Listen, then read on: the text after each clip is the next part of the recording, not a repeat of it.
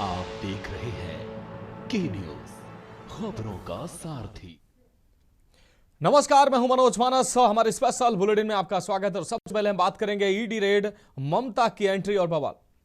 पश्चिम बंगाल में चुनाव से पहले प्रवर्तन निदेशालय यानी ईडी ने आईपैक के प्रमुख प्रतीक जैन के घर और ऑफिस पर छापेमारी की है। आपको बता दें कि मुख्यमंत्री ममता बनर्जी ने इस कार्रवाई को बीजेपी और अमित शाह की साजिश बताते हुए टीएमसी की चुनावी रणनीति चोरी करने का आरोप लगाया है। देखा जाए तो पश्चिम बंगाल में चुनाव से पहले हाई वोल्टेज सियासी ड्रामा शुरू हो गया है। जहां प्रवर्तन निदेशालय ने छापे मारे हैं, वो फर्म ममता बनर्जी की पार्टी टीएमसी से जुड़ी बताई जा रही है। वित्तीय अनियमितताओं के आरोपों में ईडी ने जैसे ही फर्म पर छापेमारी की, मुख्यमंत्री ममता बनर्जी अचानक प्रतीक जैन के घर पहुंच गए। छापेमारी पर ममता बनर्जी ने तीखी प्रतिक्रिया दी और ईडी पर टीएमसी की चुनावी रणनीति को हाईजैक करने का आरोप लगाया। ममता बनर्जी ने कहा कि बीजेपी टीएमसी के चुनावी रणनीति और उनके उम्मीदवारों की लिस्ट चुराने की कोशिश कर रही है।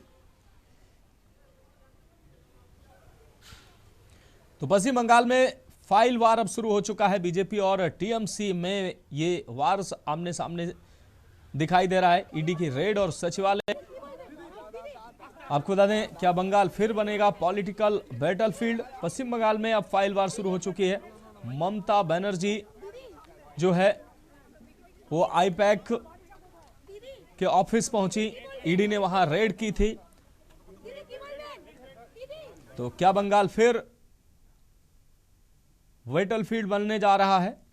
जिस तरीके से ईडी की रेड पड़ी है और उधर ममता बनर्जी की प्रतिक्रियाएं लगातार सामने आ रही हैं। ममता बनर्जी कह रहे हैं कि बीजेपी उनकी चुनावी तैयारियों, उनके जो प्रत्याशी हैं उनके लिस्ट से चुराना चाह रही है। उनकी तैयारी क्या है उसको बीजेपी चुराना चाह रही है। वहीं दूसरी तरफ ईडी की टीम है, वहां छापेमारी करने पहुंची है और इसके बाद जो है वो भाजपा और टीएमसी आमने सामने आ गए। और इस खबर पर अहम जानकारी के लिए अखिलेश सिंह जी हमारे विशेष संवाददाता हमारे साथ जुड़ चुके हैं। अखिलेश जी, पश्चिम बंगाल में एक बार फिर से फाइल वार शुरू हो चुका है और एक बार फिर से ईडी की रेड के बाद सचिवालय जंग के मैदान बनता नजर आ रहा है। क्या पॉलिटिकल बैटलफील्ड की जगह फिर से बंगाल बनने जा रहा है? क्या कुछ अहम जानकारी देंगे? देखिए, हमारे प्रतीक जैन के बाद यहाँ हुई छापेमारी के बाद टीएमसी ने मोर्चा खोल दिया है। और कुछ अगर कहा जाए तो टीएमसी के अध्यक्ष को पश्चिम बंगाल के मुख्यमंत्री ममता बनर्जी की तरफ से पलटवार किया गया है और ममता बनर्जी की तरफ से साफ तौर पर यह कहा गया है कि जैसे जैसे विधानसभा चुनाव नजदीक आता जा रहा है वैसे वैसे बीजेपी की रणनीति के तहत या तहत बीजेपी के इशारे पर ईडी समेत तमाम ऐसी जो एजेंसियां हैं उनकी छापेमारी शुरू हो गई है और वो लगातार छापेमारी कर रही है। और इस तरह के छापेमारियों से ये साफ हो जाता है कि कहीं न कहीं चुनाव के नजदीक होने वाली छापेमारी बीजेपी क्या कहा जा सकता है पर हो रहा है। तो पूरी तरह से आप कह सकते हैं कि जितना नजदीक पश्चिम बंगाल विधानसभा चुनाव आएगा, अभी कई और लोगों के खिलाफ या उनके घरों पर छापेमारी हो सकती है। और टीएमसी किस तरह से पहले पिछले विधानसभा चुनाव में लगातार हमला कर रही थी, उसी तरह से आप कह सकते हैं कि फिर वही हाल आपको चुनावी सरगर्मी देखने मिलेगा कि छापेमारी होगी, तमाम लोग पार्टी छोड़ेंगे, तमाम लोग गिरफ्तार होंगे, कई लोग जेल जाएंगे और ये सिलसिला विधानसभा चुनाव तक जरूर देखने को मिलेगा। हाँ बिल्कुल अखिलेश जी, इस तमाम जानकारी के लिए आपका बहुत शुक्रिया। तो क्या बंगाल फिर बनेगा पॉलिटिकल बैटलफील्ड, ये अहम सवाल है। पश्चिम बंगाल में फाइल वार शुरू हो चुकी बीजेपी और टीएमसी में। ईडी की रेड के बाद अब जंग शुरू होती नजर आ रही है आमने सामने। ये राजनीतिक जंग, ईडी की रेड और सचिवालय की जंग।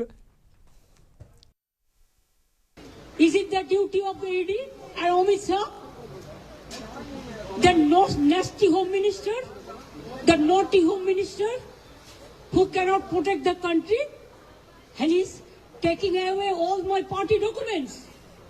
If I get the BJP party office, what will be? What will be the result? They didn't have any guards. One side the SIR case, they are deleting all the names of the Bengal people. More than 2 crore people, 1.5 crore people are being called. 54 lakhs are being deleted. without any asking their details. They are using WhatsApp only. And because of election, they are collecting all my information. और अब हम बात करेंगे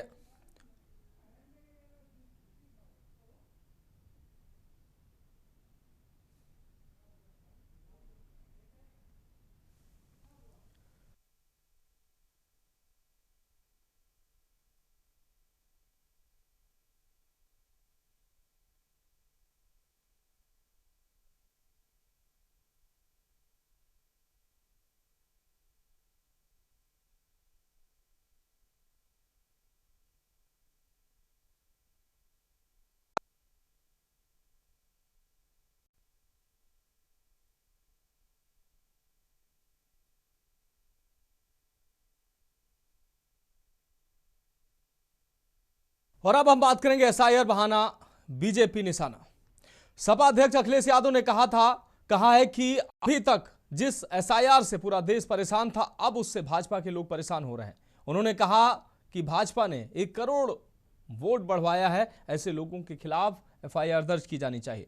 अखिलेश यादव प्रदेश में SIR के बाद राज्य निर्वाचन आयोग द्वारा जारी की गई कच्ची मतदाता सूची पर बोल रहे थे। उन्होंने कहा कि जो नकली वोट बना रहे हैं उनके खिलाफ एफआईआर हो। समाजवादी पार्टी के प्रमुख अखिलेश यादव ने कहा, वोट बढ़ाने का बीजेपी के लोग दबाव बनाएंगे क्योंकि उनका वोट कट गया है। उन्होंने फर्जी वोट बनाए थे, इसका मतलब फर्जी वोट डाले गए हैं और सबसे ज्यादा वोट बीजेपी के बूथों पर निकले हैं। जिस एसआईआर से ये पूरे देश को परेशान कर रहे थे, मैं उत्तर प्रदेश की जनता का धन्यवाद करना चाहता हूं। आज एसआईआर से बीजेपी परेशान है और इसलिए गुपचुप बैठक कर रहे हैं। इन लोगों ने 1 करोड़ वोट बढ़वाया है, अब तो सवाल उन पर खड़े हो गए हैं।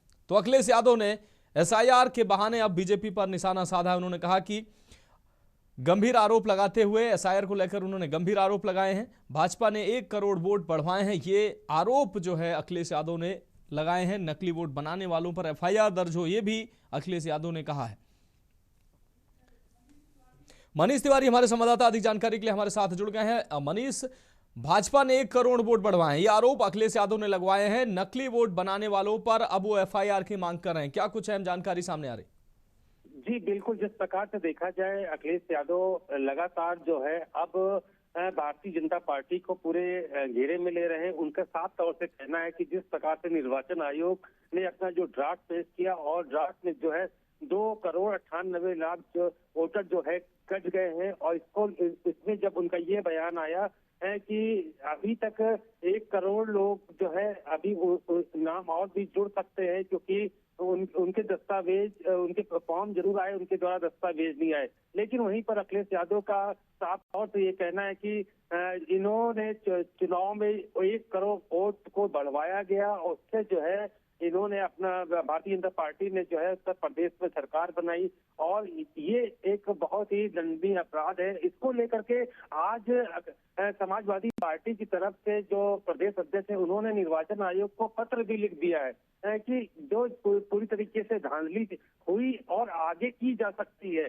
इसको लेकर इस पर रोक लगाई जाए और जिन लोगों ने धांधली की है उनके ऊपर एफआईआर होनी चाहिए। तो कह सकते हैं जिस प्रकार से अब 1 महीने का वक्त बचा है, और अखिलेश यादव का ये कहना है कि इस समय भारतीय जनता पार्टी काफी परेशान है, क्योंकि जो वोट कटे हैं सबसे ज्यादा शहरी क्षेत्रों से कटे हैं और क्षेत्रीय और शहरी वोट जो होता है ज्यादातर जो है भारतीय जनता पार्टी का होता है, और भारतीय जनता पार्टी इसीलिए और उत्तर प्रदेश की सरकार इसीलिए जो है अपने मंत्री मंडल को जो है लगातार आदेश पारित कर रही है अपने कार्यकर्ताओं से, अपने जिले वाइज सभी मंत्रीगण सभी लोग जा करके जो अपने वहाँ के कार्यकर्ताओं से, वहाँ से अपने उम्मीदवारों से सभी से मुलाकात कर रहे हैं, और उनके द्वारा कहा जा रहा है कि जो नाम गलत तरीके से कट गए हैं उनको उन नामों को जो है जुड़वाया जाए। तो ये अखिलेश यादव का साफ आरोप है कि इस समय भारतीय जनता पार्टी जिस प्रकार से चाहे वो गाजियाबाद हो, लखनऊ हो,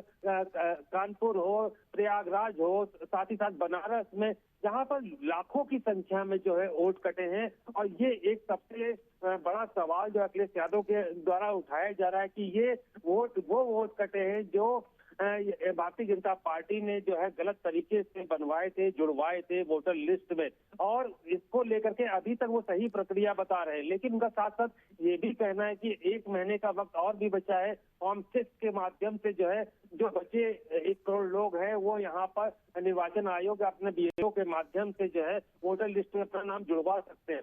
तो उसमें अखिलेश यादव इसका भी आरोप लगा रहे हैं कि अब 1 महीने के वक्त में भारतीय जनता पार्टी धांधली भी कर सकती है। तो इन्हीं प्रकार से इस पर ध्यान रखने के लेकर के उनकी तरफ से पत्र लिखा गया है, और पत्र लिख के समाजवादी पार्टी ये कहना चाहती है निर्वाचन में कि इस पर कोई गाइडलाइंस बनाई जाए, गाइडलाइंस बना करके जो है पूरी तरीके से निष्पक्ष आगे की प्रक्रिया रहे। जिस प्रकार से 1 महीने का वक्त है, 1 महीने के वक्त में कोई गलत नाम या दबाव में कोई नाम नहीं जोड़ना चाहिए। जो प्रक्रिया अब तक सही तरीके से होते हुए आई है उस प्रक्रिया को आगे भी सही रहे, और जिनके द्वारा जो है एक भारतीय जनता पार्टी के द्वारा जो 1 करोड़ वोटर जो फर्जी तौर से जो जिन अधिकारियों से और जिन बेलों के माध्यम से या जिनके भी माध्यम से जुड़े उनके ऊपर FIR हो, उनके ऊपर कार्रवाई हो। जी हाँ बिल्कुल मनीष, इस तमाम जानकारी के लिए आपका बहुत शुक्रिया। तो SIR को लेकर अखिलेश यादव ने एक बार फिर गंभीर आरोप लगाए हैं। भाजपा ने 1 करोड़ वोट बढ़ाए, ये उन्होंने आरोप लगाया।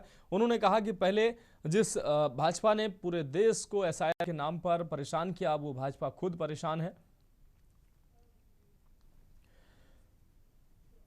और अब हम बात करेंगे आपका हंगामा बीजेपी पर निशाना। दिल्ली में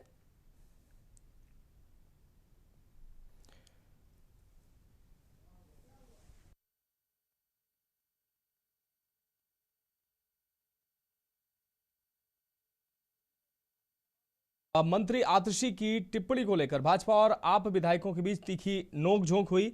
भाजपा माफी की मांग कर रही थी, इसी को लेकर हंगामा हुआ है और सदन की कार्रवाई को 30 मिनट के लिए स्थगित करना पड़ा। आपको बता दें कि सदन की कार्रवाई शुरू होते ही भाजपा विधायकों ने हंगामा करना शुरू कर दिया। इस दौरान आम आदमी पार्टी के विधायक सदन में मौजूद नहीं थे।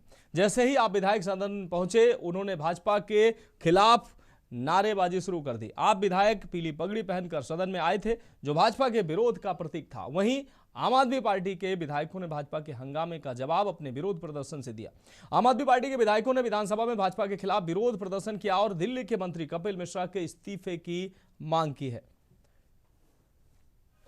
तो विधानसभा में आप विधायकों का प्रदर्शन देखने को मिला है। भाजपा और आम आदमी पार्टी की जवाबी नारेबाजी देखने को मिली है। भाजपा और आप विधायकों के बीच तीखी नोकझोंक देखने को मिली है। और इस खबर पर अखिलेश सिंह जी विशेष संवाददाता हमारे साथ जुड़ गए हैं। अखिलेश जी, विधानसभा में आप और बीजेपी विधायकों के बीच नारेबाजी की ये जवाबी देखने को मिली। भाजपा और आप विधायकों के बीच तीखी नोकझोंक देखने को मिली, क्या है ये पूरा मामला? अखिलेश जी, दिल्ली विधानसभा के शीतकालीन सत्र के दौरान जब तीखी नोकझोंक उस समय देखने को मिली जब आम आदमी पार्टी के विधायकों के तरफ से भाजपा सरकार ने देखा गुप्ता सरकार को घेरने के लिए तमाम तरह के कमेंट किए गए, यहाँ तक कि निकम्मी सरकार भी कहा गया। और वायु प्रदूषण से लेकर तमाम चीजों पर जब आम आदमी पार्टी की तरफ से लगातार भाजपा सरकार को घेरा जा रहा, तमाम तरह के आरोप लगाए जा रहे थे, इसको लेकर तीखी नोकझोंक हुई। उसमें आम आदमी पार्टी के 4 विधायकों को निलंबित भी किया गया और शीतकालीन सत्र में उन पर शामिल होने के लिए प्रतिबंध भी लगाया गया। इसको लेकर लगातार आम आदमी पार्टी के विधायक विरोध कर रहे थे। जब आज विधानसभा के शीतकालीन सत्र में सदन की कार्रवाई शुरू हुई तो आम आदमी पार्टी के सभी विधायक पीली पगड़ी बांधकर पहुंचे थे और इसको लेकर पीली पगड़ी के विरोध के तौर पर भारतीय जनता पार्टी के सांसदों की तरफ से बहस हुई। उसके बाद सभी सांसदों ने सदन का बहिष्कार किया और लगातार भाजपा सरकार के खिलाफ नारेबाजी करते रहे। इस जवाब में भारतीय जनता पार्टी के विधायकों के तरफ से जोरदार हंगामा करते हुए विरोध किया गया। तो कह सकते हैं कि सत्ता पक्ष और विपक्ष दोनों एक दूसरे के खिलाफ विधानसभा के अंदर से लेकर बाहर तक लगातार विरोध करते नजर आए, प्रदर्शन करते नजर आए, आरोप प्रत्यारोप का दौर जारी रहा।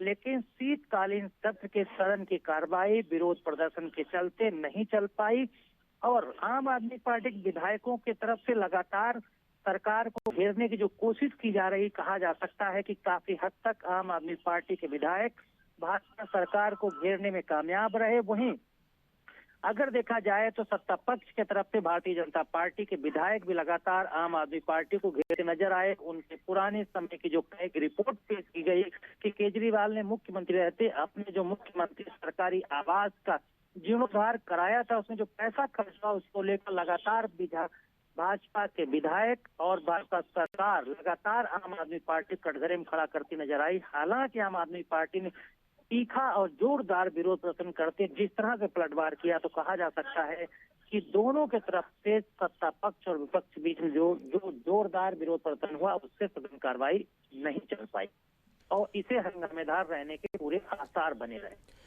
बिल्कुल अखिलेश जी, इस तमाम जानकारी के लिए आपका बहुत बहुत शुक्रिया। तो विधानसभा में भाजपा और आप की जवाबी नारेबाजी देखने को मिली है। इस दौरान ये तीखी नोकझोंक भाजपा और आप विधायकों के बीच देखने को मिली है।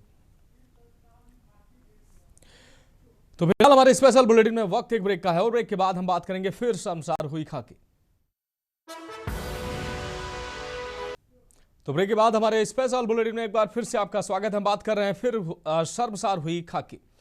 कानपुर जनपद के सजेंडी थाना क्षेत्र में एक नाबालिग लड़की के साथ दारोगा और पत्रकार द्वारा गैंग रेप की सनसनीखेज वारदात ने पुलिस प्रशासन में हड़कंप मचा दिया है। पुलिस कमिश्नर के सख्त आदेश के बाद दर्ज हुई एफआईआर के आधार पर कार्रवाई शुरू कर दी गई है। पुलिस ने मामले के एक आरोपी पत्रकार शिवबरन को गिरफ्तार कर लिया है। बताया जा रहा है कि पुलिस की 9 मिनट की पूछताछ में आरोपी खुद को निर्दोष बताता रहा। इस गंभीर मामले में लापरवाही बरतने और समय पर कार्रवाई न करने के आरोप में सजेंडी थाना प्रभारी को सस्पेंड कर दिया गया।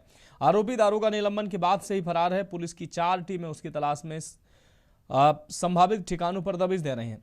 मामले में पुलिस की कार्य प्रणाली पर भी सवाल उठ रहे हैं। घटना को 2 दिन बीत जाने के बावजूद भी अभी तक पीड़िता का कोर्ट में बयान दर्ज नहीं हो सका है, क्योंकि विवेचक कोर्ट नहीं पहुंची।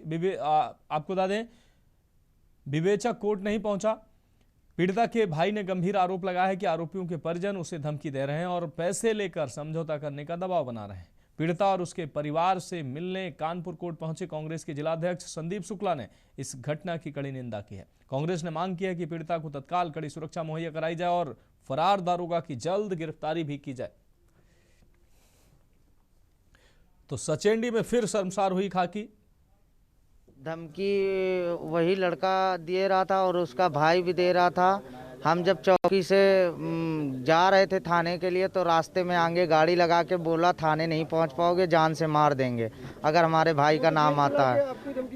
अभी तो कोई धमकी नहीं दे रहा है, लेकिन कोई दबाव नहीं है सर, कार्रवाई हो रही है। और सर बस मैं यही चाहता हूं कि जिसने हमारी बहन के साथ ये घिनौना काम किया है उसको कड़ी से कड़ी कार्रवाई, उसके ऊपर उसको सजा मिले। बस पर ज्यादा जानकारी के लिए हमारी संवाददाता सारिका गुप्ता हमारे साथ जुड़े हुए हैं। सारिका, सचेंडी में एक बार फिर से खाकी शर्मसार हुई है। इसमें जो मुख्य आरोपी बताए जा रहे हैं कि यूट्यूबर जो पत्रकार बताया जा रहा था उसकी गिरफ्तारी हुई है, जबकि जो दारोगा था उसकी गिरफ्तारी के लिए 4 टीमें लगाई गई हैं, लेकिन अब तक गिरफ्तारी संभव नहीं हो सकी है। दूसरी तरफ राजनीतिक दल भी पीड़ित परिवार से मिल रहे हैं। क्या कुछ अहम जानकारी? बिल्कुल, मैं बता दूं, जिस तरीके से सचेंडी के भीमसेन की ये जो घटना है वो सामने आई है, उसके बाद लगातार राजनीतिक गलियारों में भी इसकी गूंज उठने लगी है। लगातार जो विपक्षी नेता हैं वो ट्वीट कर रहे हैं इस पर, और कहीं ना कहीं इस पूरी घटना से कानपुर कमिश्नरेट पुलिस पर सवाल खड़ा हो चुका है, क्योंकि कानपुर पुलिस कमिश्नर का एक पुलिसकर्मी है जो इस घटना पे शामिल है, कहीं वो आरोपी है, और उसके आरोपी के फरार होने के बाद उसकी गिरफ्तारी ना करना ये कानपुर कमिश्नरेट का फेलियर है, जिसके बाद जो है अब लोग आक्रोशित भी हो रहे हैं। और कहीं ना कहीं जिस तरीके से 3 दिन बीत चुके हैं इस घटना को हुए, और ऐसे में पीड़िता के जो बयान है वो भी दर्ज नहीं करे गए हैं। लगातार समय दिया जा रहा है और उसके परिवारजनों की जिस तरीके से उसके भाई ने आरोप लगाया कि उनके ऊपर दबाव बनाया जा रहा है, और जो एक आरोपी गिरफ्तार कर लिया गया है उसके घर वाले लाकर पैसे दे रहे हैं और कहीं ना कहीं दबाव बना रहे हैं, धमकी दी जा रही है। तो इसके लिए पीड़ित लगातार गुहार भी लगा रहा है, और ऐसे में जो पुलिस का रवैया है वो ये है कि सबसे पहले जो दूसरा आरोपी है उसको गिरफ्तार करा जाए और कानूनी प्रक्रिया के तहत कार्रवाई करी जाए। बिल्कुल सारिका, इस तमाम जानकारी के लिए आपका बहुत शुक्रिया। तो फरार दारोगा की तलाश में 4 टीमें गठित की गई हैं। परिवार को बताया जा रहा है, जैसा कि परिवार कह रहा है कि उसको लालच दिया जा रहा है समझौता करके, पैसे लेकर समझौता करने का।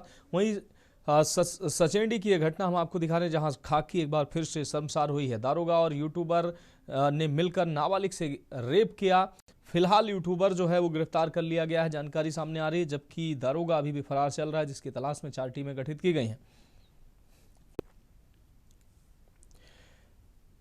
तो सचेंडी में एक बार फिर से खाकी शर्मसार हुई है। कानपुर से खबर आपको दिखाने, दारोगा और यूट्यूबर ने नाबालिग से गैंग रेप किया, जिसके बाद ये मामला अब लगातार सुर्खियों में है।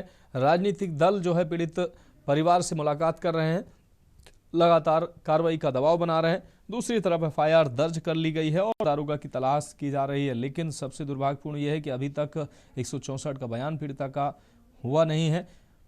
आपको बता दें, पीड़िता के भाई ने आरोप लगाया है कि उसको लालच दिया जा रहा है समझौते करने का।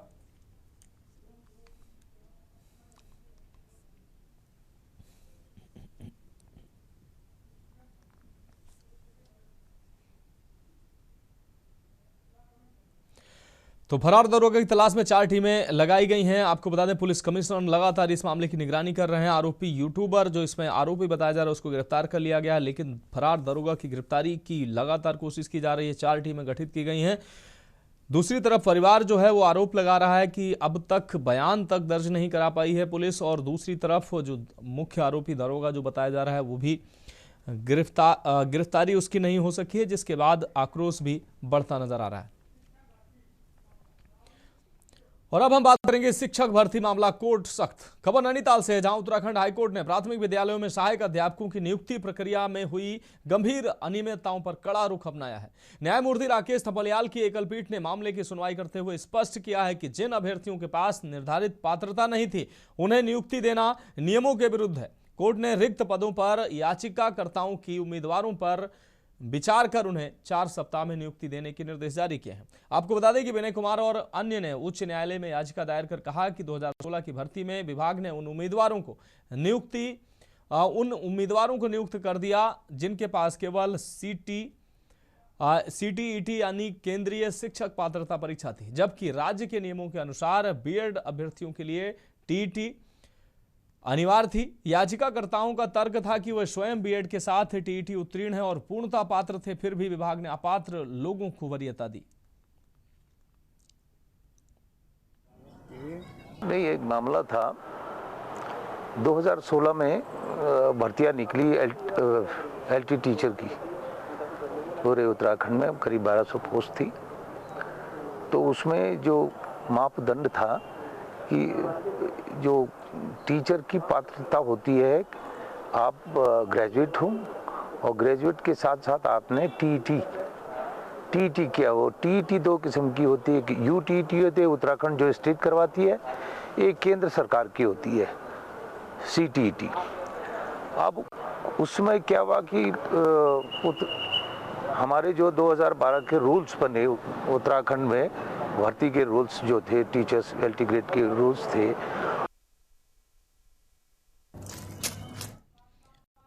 तो कांतापाल हमारे संवाददाता अधिक जानकारी के लिए हमारे साथ जुड़ गए हैं। कांतापाल, हाईकोर्ट में दायर याचिका पर सुनवाई हुई है जिसमें ये आरोप लगाए गए थे कि पात्रता के बिना नियुक्ति देना नियमों के विरुद्ध है। कोर्ट ने भी ये माना है। क्या कुछ अहम जानकारी सामने आ रही है?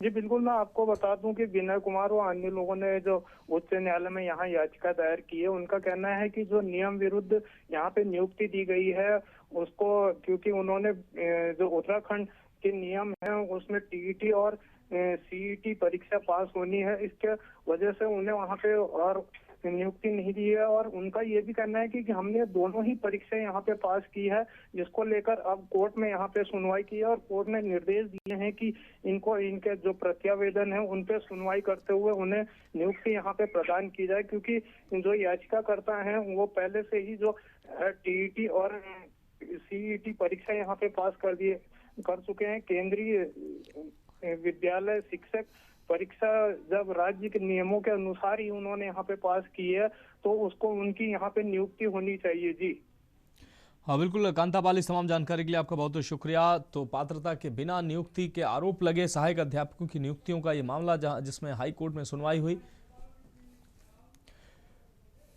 और अब बात करेंगे मेरठ में महिला अपराध वे लगा। आपको बता दें खबर मेरठ से, जहां सरधना क्षेत्र के कपसाड़ गांव में एक महिला पर बेरहमी से हमला करने का मामला सामने